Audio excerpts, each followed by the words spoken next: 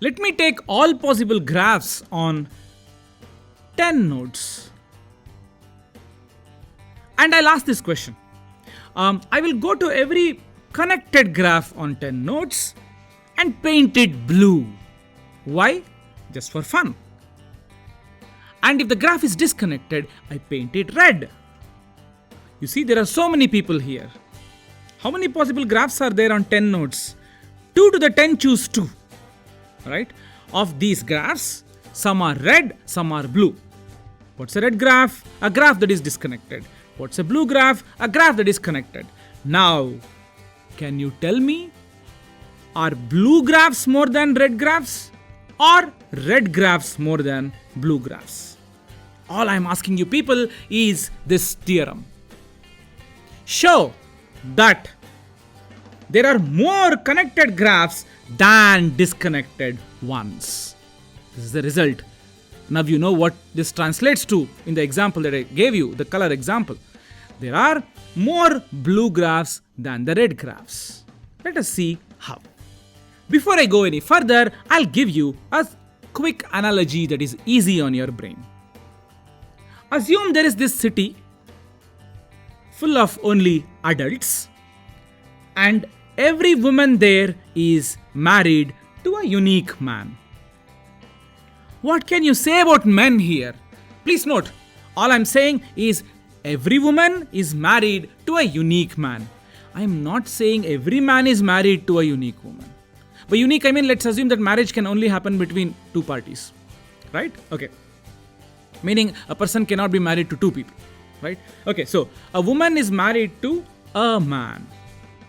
Which means if I write all the women in this city on my left wing and write all the men in the city in the right wing, I will see lines like this depicting partnership. Right? This may or may not tell me anything about the leftover men in the city. There could be some people left over amongst men who are not at all married. Right? This statement says, which statement? That in this town, every woman is married to a man. Statement says that the number of women are less than or equal to number of men. Hey, please listen. What I'm saying is pure common sense. I'm using a very complicated example probably, but all I'm saying is if I get some chocolates and distribute these chocolates one each to the classroom, chocolates get over. Which means the number of people in the classroom is at least as many as the number of chocolates that I brought to the class. Correct?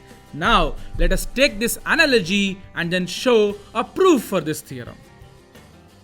There are more connected graphs than disconnected ones. Put all the disconnected graphs on the left wing. They are equivalent to the woman in our example. Okay? And all connected graphs on the right wing. Okay? And you join a disconnected graph to a connected graph if the connected graph that you're joining is a complement of this disconnected graph. Look at this. This disconnected graph is there in the left wing. Look at this connected graph. It's a complement of this disconnected graph. You put an edge between this and this. Right? Now, do you think two different disconnected graphs can go to the same connected graph? Not really. Because complement of a disconnected graph is always what? Connected. We have seen that. Right? So, all you can say is the number of connected graphs on the right wing is at least as many as the disconnected ones.